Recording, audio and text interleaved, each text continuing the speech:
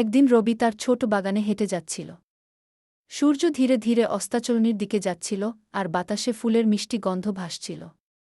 হঠাৎ সে দেখল এক কোণে ছোট্ট লাল গোলাপটি দোলা দিচ্ছে, যেন তাকে কিছু বলছে।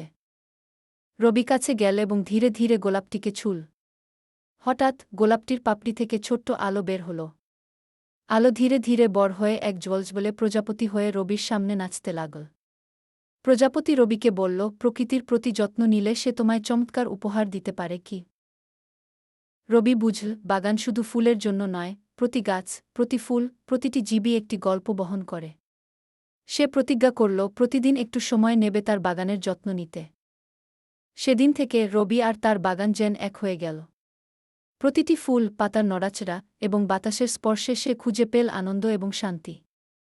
শেষে সূর্য ডুবতে ডুবতে বলল, যদি ভালোবাসো, প্রকৃতি তোমাকে আবার গল্প শোনাবে গু।